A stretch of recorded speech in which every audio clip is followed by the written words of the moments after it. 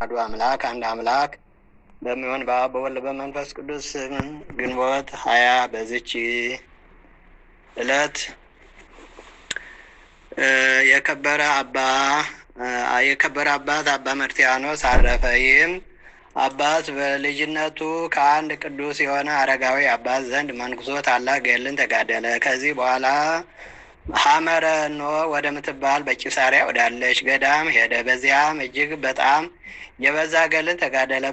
በጸሎት በጾም በስግደት በሌሊት እና በመዓልት በመትጋት እየተጋደለ 67 ዓመት በኖረ ጊዜ የገድሉና የትሩፋቱ ወሬ በቦታው ሁሉ ተሰማ። እነሆ አንዲት በክፉ ስራዋና በዝሙቷ የታወቀች ኃጢአተኛ አመንዝራ ሴት ሰማች።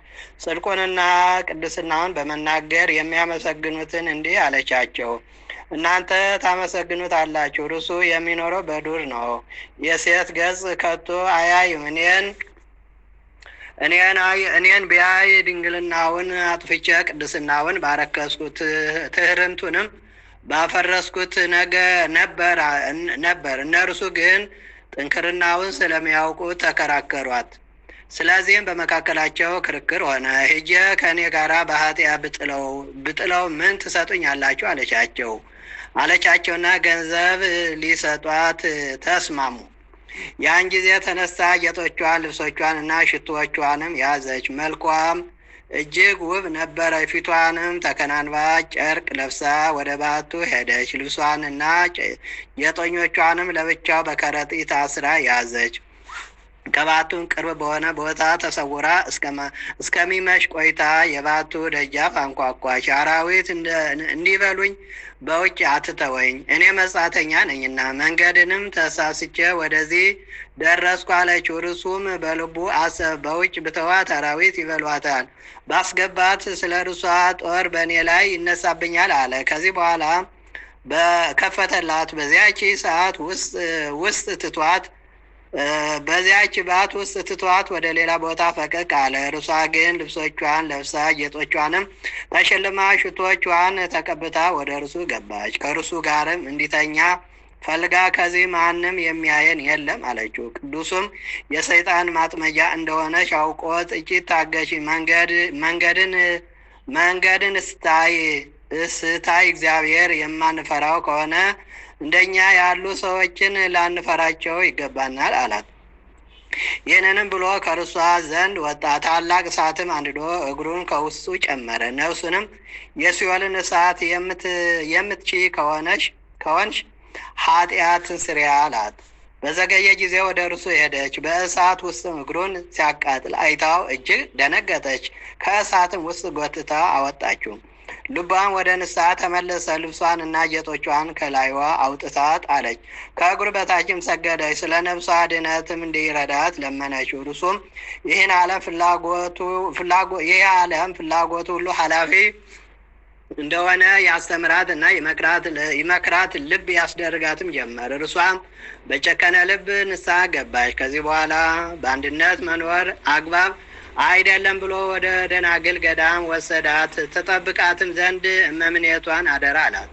በቀረው ዕድሜዋም በገድል ተጠምዳ እግዚአብሔርን አገለገለችው። ወደ በጎ ሽምግልናም ደረሰች። የመፈወስ ሀብትም አድሮባት ብዙዎች በሽተኞችን አዳነች። የከበረ አባ መርትያኖስ ግን ሌላ ሴት እንዳትመጣበት ፈርቶ በባህር መካከል ወዳለች ደሴት ገብቶ በዚያ የሚኖር ሆነ። አንድ ባለ ታንኳም የእጅ ስራውን እየሸጠ ምግቡን ያመጣለት ነበርና። ከብዙ ዘመናትም በኋላ መርከብ ተሰብራ ሰጠመች። አንዲት ሴትም በመርከብ ስባሪ ተጣብቃ አባ መርትያኖስ ወዳለበት ደሴት በባህሩ ማዕበል አደረሳት። ባያትም ጊዜ ደነገጠ፣ አደነቀም። ከእርሷ ጋር በአንድነት ስለመኖርም አዘነ። የእግዚአብሔርም ቃል አስተምሮ የምንኩስና ልብስን አለበሳት። ምግቧንም አዘጋጀላት እና ለእኛ በአንድነት መኖር አግባብ አይደለም አላት። ያንንም ደሴት ትቶላት ወደ ባህሩ ተወርውሮ ገባ። አንበሪም ተሸክሞ ወደ የብስ አወጣው። 108 ሀገሮችንም እስቲያዳርስ በአገሮች ባሉ ገዳማት ሁሉ ከዚያች ቀን ጀምሮ የሚዞር ሆነ። በአንድ ቦታ እንዳይቀመጥ አስቦ ነው። ከዚህ በኋላ የእረፍት ጊዜ እንደቀረበ አውቆ በባት ውስጥ ራሱን እስረኛ አደረገ። ኤጲስቆጶስንም ጠርቶ ከመጀመሪያው እስከ መጨረሻው ገድሉን ሁሉ ነገረው። ኤጲስቆጶስም ከጸጋው ገናንነት የተነሳ አደነቀ። ከዚህ አስቀድሞ የእግዚአብሔር መልአክ ለኤጲስቆጶሱ ስለ አባ መርትያኖስ ሥጋ እንዲያስብ ነግሮት ነበር። ከዚህ በኋላ ነፍሱን በእግዚአብሔር እጅ ሰጠ። ኤጲስቆጶሱን በታላቅ ክብር ገንዞ ቀበረው። ያቺ ሴት ግን እስከ ዕረፍቷ ቀን ባለመርከብ የሚጎበኛት ሆነ። ባረፈችም ጊዜ ሥጋዋ እንደ በረዶ ነጥቶ አገኛት። ሥጋዋንም ወደ ሀገሩ ተሸክሞ ወስዶ ቀበራት። ለእግዚአብሔር ምስጋና ይሁን፣ እኛን በቅዱሳን ጸሎት ይማረን፣ በረከታቸውም ከእኛ ጋር ትኑር ለዘላለሙ አሜን። ሰላም ለመርትያኖስ እምነጽሮ አንስ ዘጎየ ላዕሌሁ ሰይጣን አመተመክነየ አዘኪሮ ኩሎ አመለግዚኡ ጸለየ እስከ አውፃእከኒ ሀበ ረክብ ናህየ አይለፍከኒ ቤ እሳተ ወማየ። በስመ አብ ወወልድ ወመንፈስ ቅዱስ አሐዱ አምላክ። አመ ዕስራ